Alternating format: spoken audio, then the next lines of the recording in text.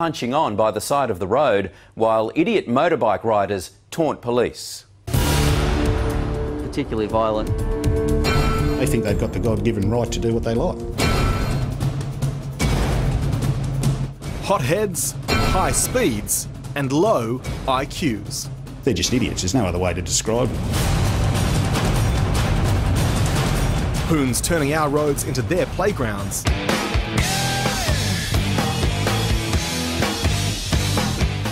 And road ragers stopping traffic so they can punch on. What the enemy for? What the enemy for? It's afternoon peak hour on Melbourne's busy Eastern Freeway. Doug Whiffen is just trying to make his way home safely when he sees this. Started off with two cars going down the emergency lane in pretty thick traffic. The driver in the white t-shirt used his car to bring traffic to a standstill. Then he got physical. Saw one guy get out of his car, walk up behind to another car and throw a punch in the window. The man in the black t-shirt then gets out of his vehicle and strikes the other driver repeatedly. The woman who was travelling with the guy who threw the first punch can be seen left of screen slowly making her way closer to the fight. The lady with the man being punched didn't seem to be in much of a hurry. It seemed like she'd seen it before. Other drivers, as you know, most people will stop to have a rubberneck at it. And some people just drove through it, just wanting to get home, I suppose. More and more we're seeing disagreements on our roads spiralling out of control.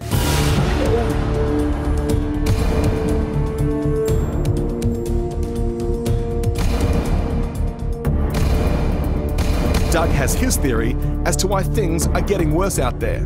I think people are just bad-mannered, impatient and selfish. You've got people who drive very aggressively, and you've also got people who are pretty righteous in the way they drive.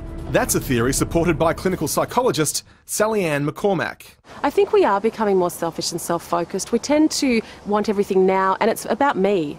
Everything's about me. She also says the road rage we see often represents inner rage many of us carry. We don't take the time to de-stress. We actually need to take a step back in society, I think, and learn to relax. We are not relaxing very well at all. Police Association President Pat Allen has a somewhat blunter view of these hoons, who filmed themselves taking extraordinary risks on the roads outside of Hobart. The thing they forget is that a motorcycle with nobody on it becomes a flying weapon, and a body also that departs from a motorcycle also becomes a flying weapon. In this clip, this hoon shows his lack of talent on a bike by coming off. To get away from the police, they'll cut across footpaths, they'll ride up footpaths, they'll cut into whatever paddocks they can get to. Here, we see the unlicensed rider on the unregistered bike taunting police. That motorcycle actually clips that police vehicle. It's not that obvious on the vision, but it did happen. When it comes to pursuits, police in this state face some real restrictions. Basically, in built-up areas, they're not allowed to chase. The hoons know this, and they take advantage. I'm a bit concerned that the police aren't allowed to chase them. They do it knowing they won't be chased. So what's the point of it? This is the mentality we're dealing with. You think if you wanted to show you had a fair set on you, you'd actually go onto motocross tracks and race and see how good a rider you really are. But no, they've got to do something that they think they're tough. This guy, who said his name was Brandon, denied being in this video. But he did concede he knew who the riders were. And he admitted doing similar things on his unregistered bike. Well, there's no motorbike tracks around here or nothing like that, mate. But it's a public road. You can't be on the roads. Yeah, but don't stop us or nothing. He also showed extraordinary contempt for the police, who are only trying to protect the public and protect these riders from themselves. Scums. Sorry? Scums.